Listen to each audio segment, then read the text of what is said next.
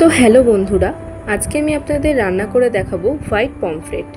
তো white pomfret বানানোর জন্য এখানে নুন হলুদ মাখিয়ে নিয়েছি আমি পমফ্রেট মাছটায়। এখানে নিয়েছি কাজু, চারমগজ ও লঙ্কা বাটা, গরম মশলা, পেঁয়াজ কুচনো, আদা রসুন বাটা, কালো জিরে ও চিনি ও নুন।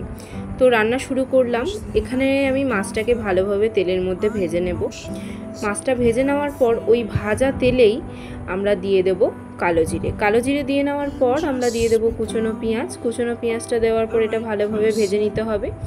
ভেজে নিয়ে আদা রসুন বাটাটা এই ভাজাটার মধ্যে দিয়ে দেবো। পেঁয়াজ ভাজাটার মধ্যে আদা রসুন বাটাটা দেওয়ার পর এটা ভালোভাবে একটু নাড়িয়ে নিয়ে এর মধ্যে সেই বেটে রাখা মশলাটা আমরা দিয়ে দেবো। মনে রাখতে হবে এটাকে কিন্তু ভালোভাবে নাড়িয়ে চাড়িয়ে নিতে হবে, কারণ কড়াতে লেগে যেতে পারে। এর মধ্যে কাজু বাদাম ও চারমগজ রয়েছে, এই কারণেই আমরা ভালোভাবে এটাকে নাড়িয়ে চাড়িয়ে নেব।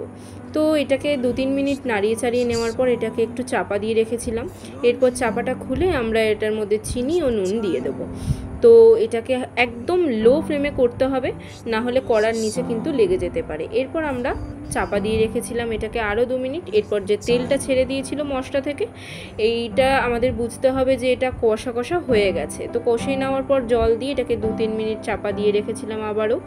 তো এটা ভালো করে ফুটে যাওয়ার পর ভেজে রাখা মাছগুলো আমরা এর মধ্যে দিয়ে দেব। ঝোলটা দেখুন ভালোভাবেই ফুটে গেছে। আপনারা যে যেরকম ঝোল খেতে চান আপনারা সেরকমভাবেই করবেন। তো এটা মাছটা দিয়ে দিয়েছি এর মধ্যে। মাছটা দিয়ে একটু ভালো করে ফুটিয়ে নেব। মাছটা একটু ভালোভাবে নাড়াচাড়া করে নিতে হবে। তো মাছটা ভালোভাবে নাড়াচাড়া করে নেওয়ার পর এটাকে আমরা 5 মিনিটের জন্য আরও চাপা দিয়ে রাখবো। 5 মিনিট পর চাপা খুলে আমাদের মাছ হয়ে গেছে।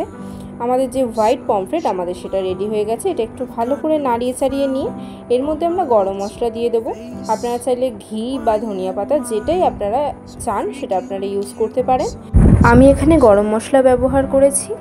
তো আমাদের হয়ে গেল হোয়াইট পমফ্রেট। এটা আপনারা বাড়িতে অবশ্যই ট্রাই করতে পারেন। এটা খুব ভালো লাগবে খেতে, খুব তাড়াতাড়ি হয়ে যায়, ঝটপট একটা রেসিপি।